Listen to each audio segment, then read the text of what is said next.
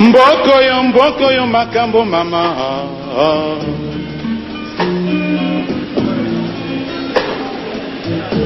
Kisasa mboke tonda makambo mama.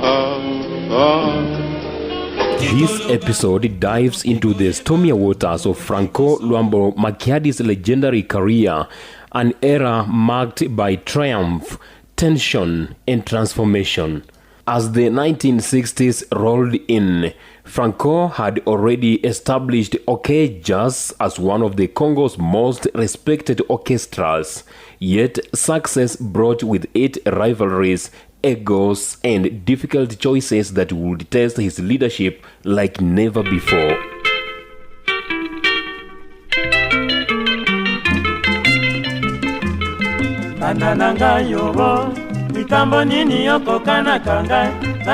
In August 1962, the celebrated vocalist Vicky Longomba rejoined OK Jazz after a 2-year stint with the rival groups. His return triggered a wave of reunions. Edo Ganga and Dilaloon, both original members, came back under the OK Jazz banner. The band was now a powerhouse, strengthened by young recruits and structured as a formal company, complete with administrators, secretaries, and a president, a model rarely seen among African bands of the time. Franco's vision extended beyond music. He wanted an institution, but even institutions are not immune to conflict. In 1965, one of the first major rifts erupted within OK Jazz. Jean Montsi Kwame, one of the band's frontmen and man with charm and presence, began to assert an air of superiority that rubbed Franco the wrong way. Montsi was romantically involved with Pauline's sister, a relationship that gave him a sense of entitlement within the group. Franco, who valued respect and discipline, saw this as arrogance. Their conflict boiled over. Franco accused Montsi of acting above his peers, while Montsi countered with claims of financial unfairness. A dispute spilled into music itself. Montsi firing back with a biting song called Faux Millionaire or Fake Millionaire, and Franco replying with Chikot, a sharp musical whip of authority. Mwana o mwana, tika tika nyoso zali koloba na nokonda yo, oyo nde sonyo. Mwana o mwana. Around the same period, Franco composed Mino ya Luambo Diama, which translates to Franco's teeth are priceless as diamond, proclaiming, say what you will, OK Jazz is Franco's guitar and Vicky's voice. When I die, sell my teeth in the market. It was both a declaration of dominance and a prophecy of his unmatched legacy. The mid-60s were turbulent. While OK Jazz was filling dance halls across Congo, its members were splitting into factions. At one point, a large group defected to form Orchestre Revolution, a rebellion within the ranks that momentarily shook the empire. Though most later returned, it revealed the constant tension between loyalty and ambition in Franco's musical family. Then came Varkis Kiamwangana Mateta, a gifted saxophonist and entrepreneur from a wealth family. At first, Franco judged him too young to hire him, but seeing him in town playing in Gerald Kazembe's orchestra, he changed his mind and Varkis joined the orchestra, which was already an institution and competed with African jazz for the public's favor. Franco and Varkis were a creative force, but also competitors. When Varkis secretly formed his own label, Edition Veve, and began releasing music behind Franco's back, the relationship soured. Franco's discovery of Varkis' betrayal, especially the unauthorized European releases, led to lawsuits, dismissals, and one of the most talked about feuds in Congolese music. Varkis was out, though later briefly reconciled, before leaving for good in 1969. Above all, During the 5 years he spent at OK, Verkis became Franco's private secretary, accompanying him on trips, carrying his briefcases, a role that taught him not just about how to write songs, but also about managing an orchestra and making music a business. In fact, this is what would precipitate Verkis' dismissal.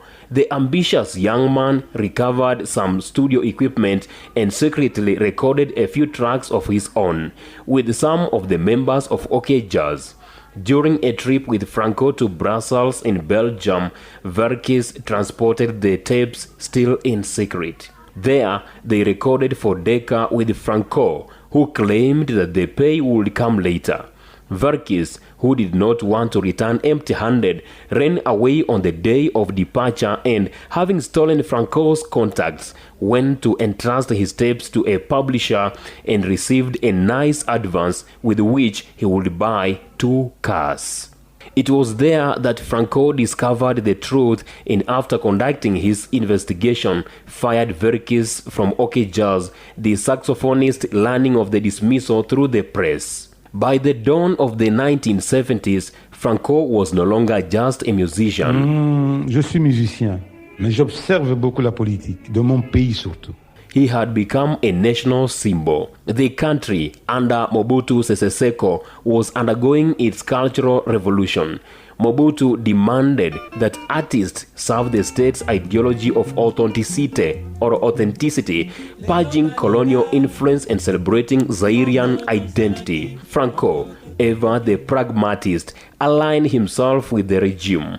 He wrote patriotic songs like République du Zaire and Oya toward the nation in military uniform and helped spread Mobutu's nationalist message.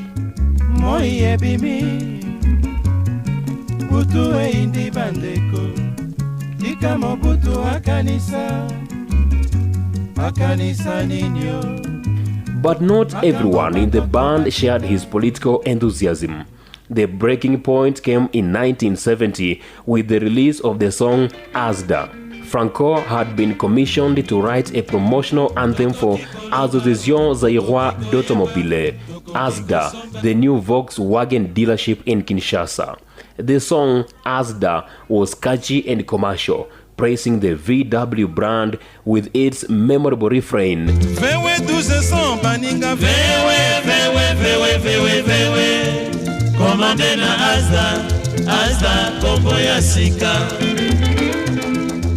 The government rewarded Franco handsomely, even supplying cars to band members. Yet Vicky Longomba, Franco's longtime co-leader, was furious.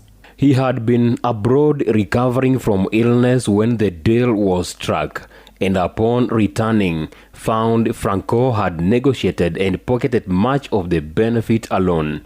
To Vicky, this was betrayal, a violation of their partnership and a misuse of OK Jazz's name for political propaganda. The rift was irreparable. Vicky left the band for good, forming L'Envie du Zaire. From that moment, Franco became the undisputed leader of TP OK Jazz. Around this time, tragedy struck. Franco's young brother, Bavon Marie-Marie, died under mysterious circumstances, fueling dark rumors of ritual sacrifice. Franco responded not with words, but with music. Kinsiona, a sorrowful ballad sung in Kikongo. The whispers of witchcraft that followed reflected the climate of superstition that often surrounded great men in Kinshasa. In the years that followed, Franco used his art to mirror society's contradictions, from marital strife to political hypocrisy. His songs like Matata ya Mwasi na Mobali Esila Kate na Nabala Ata Mbwa offered biting social commentary, disguised as domestic tales. Yet beneath their humor and melody lay subtle jabs at the elite and the system.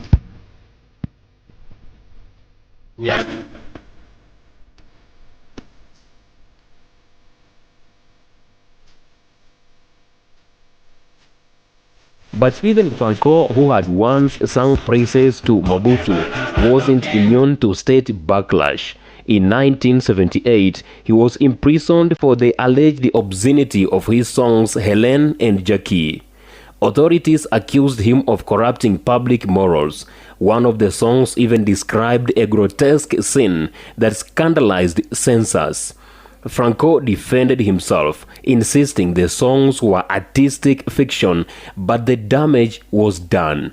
He spent 2 months behind bars alongside several innocent band members before being released due to public protest.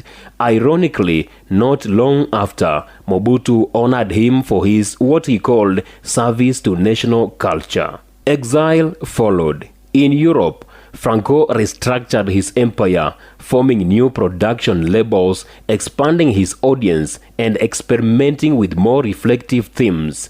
Yet even abroad, politics shadowed him. Rumors of tax evasion, espionage, and internal disputes trailed his every move. When Belgian authorities expelled his band over work permit issues, Kinshasa's pavement radio, locally known as Radio Trottoir, the city's gossip network, invented wild stories. Franco countered the slander with a powerful song, Kinshasa Mboka ya Makambo, or Kinshasa, a town full of drama.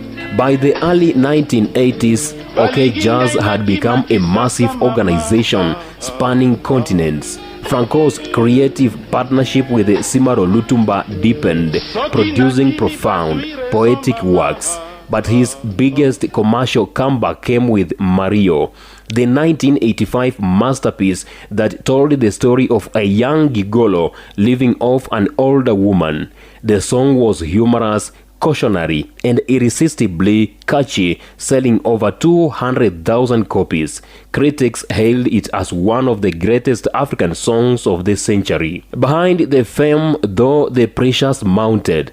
From government expectations to internal rivalries, musicians came and went. Joski Kiambukuta, Madilu System, Ndombe Opetum, Jolie Data, Malajo Dilugendo, each leaving their mark on the evolving OK Jazz sound. Franco navigated egos, marriages, and money like a seasoned general, but every triumph carried a shadow. His name was both feared and revered, the symbol of musical genius and absolute authority. By 1987, TP Jazz was performing to record crowds across Africa and Europe. Franco had become not just a band leader, but a cultural ambassador, yet the controversies never truly left him.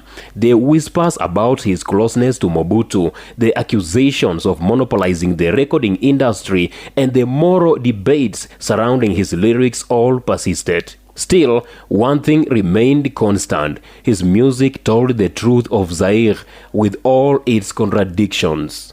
And as the decade drew to a close, Franco, the man once hailed as the sorcerer of the guitar, prepared to face his final act.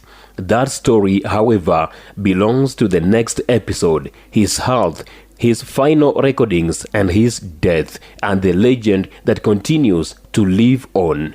Keep it, Papa Tony TV, Rumba without borders.